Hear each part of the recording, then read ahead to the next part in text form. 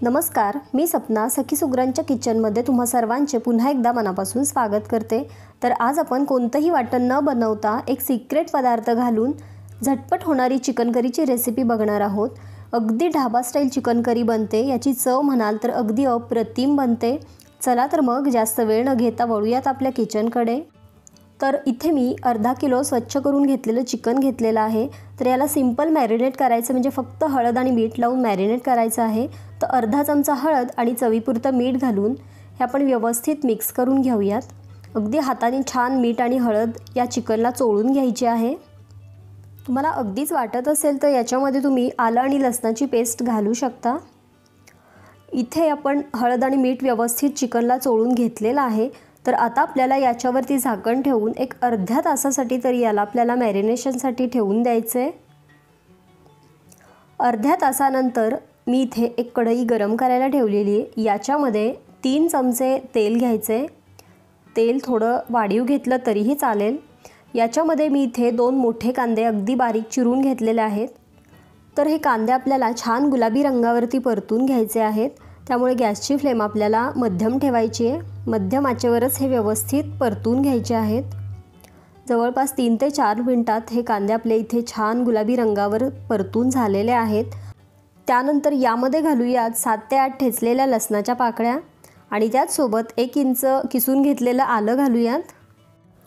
आणि हे दोन्हीही आपल्याला याचा कच्चा वास जाईपर्यंत परतून घ्यायचं आहे, म्हणजे 1 मिनिटभर याला आपण परतून घेऊयात। आणि छान परतून झाल्यानंतर याच्यामध्ये एक मोठा टोमॅटो मी इथे बारीक चिरून घेतलेला आहे तो घालूयात आणि तो अगदी छान मऊ होईपर्यंत आपल्याला परतून घ्यायचा आहे।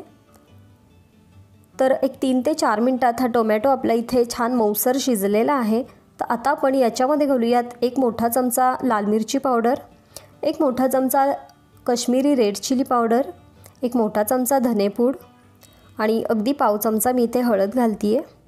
त्याचसोबत यामध्ये घालूयात 1 मोठा चमचा चिकन मसाला आणि हे सर्व कोरडे मसाले आपल्याला काही सेकंदभर परतून घ्यायचे आहेत। फक्त हे कांदा आणि टोमॅटोमध्ये अगदी छान मिक्स झाले तरीही चालेल।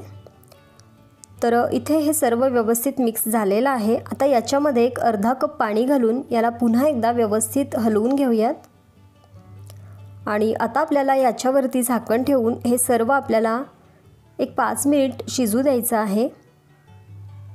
5 मिनिट झालेले आहेत, यावरचं झाकण काढूयात आणि इथे आपण बघू शकता अगदी छान असं तेल याला सुटलेलं आहे।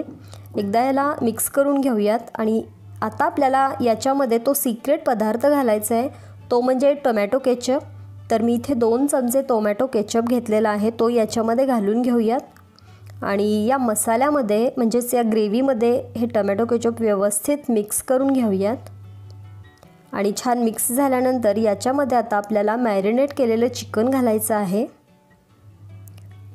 आणि चिकन घातल्यानंतर या ग्रेव्हीमध्ये हे चिकन व्यवस्थित आपल्याला मिक्स करून घ्यायचं आहे। यामध्ये आपल्याला गरम पाणी घालायचं आहे। तर मी एका गॅसवरती गरम पाणी करायला ठेवलेलं आहे। तर इथे चिकन ग्रेव्हीमध्ये व्यवस्थित असं मिक्स झालेलं आहे आणि कलरही तुम्ही बघू शकता, अतिशय अप्रतिम असा कलर याला आलेला आहे। तर आता आपण 1 ते 1.5 ग्लास याच्यामध्ये गरम पाणी घालूयात। तुम्हाला चिकनचा रस्सा किती बनवायचा आहे त्याच्यावरती पाण्याची क्वांटिटी कमी जास्त होऊ शकते। तर याला या रश्श्यामध्ये व्यवस्थित मिक्स करून घेऊयात आणि आता आपल्याला हे चिकन या रश्श्यामध्ये छान शिजवून घ्यायचं आहे। तर चिकन शिजेपर्यंत याच्यावरती आपण झाकण ठेवूयात आणि दर 5 ते 7 मिनिटाच्या अंतरावर हे आपण झाकण काढून पुन्हा एकदा हलवून घ्यायचं आहे। तर इथे जवळपास 15 ते 18 मिनिटे झालेली आहेत आणि मी याआधी 2 वेळा हे झाकण काढून एकदा हलवून घेतलं होतं। तर इथे आपण बघू शकतो चिकनला मस्त असा कलर आलेला आहे, छान अशी तर्री आलेली आहे आणि चिकन अगदी छान असं शिजलेलं आहे। आणि आता शेवटी याच्यामध्ये अर्धा चमचा गरम मसाला घालूयात आणि गरम मसाला या रश्श्यामध्ये व्यवस्थित मिक्स करून घ्यायचा आहे आणि छान मिक्स झाल्यानंतर याच्यावरती झाकण ठेवून एक 5 मिनिट याला मंद आचेवरती उकळवून द्यायचं आहे, म्हणजे या मसाल्याचा स्वाद या रश्श्यामध्ये उतरेल। आणि 5 मिनिटानंतर इथे आपण बघू शकतो मस्त अशी चमचमीत आणि झटपट होणारी चिकन करी इथे आपली तयार झालेली आहे। आपण बघितलं याला आपण बिलकुल कसलंही वाटण बनवलेलं नाही आहे आणि याची चव अगदी अप्रतिम लागते।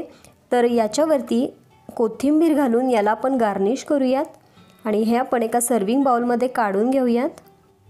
यामध्ये घातलेल्या टोमॅटो केचपमुळे या चिकन करीला एक वेगळाच स्वाद येतो। तर तुम्ही पण ही झटपट होणाऱ्या चिकन करीची रेसिपी एकदा तरी नक्की ट्राय करून बघा आणि कशी वाटली ते मला कमेंट बॉक्समध्ये नक्की लिहून पाठवा।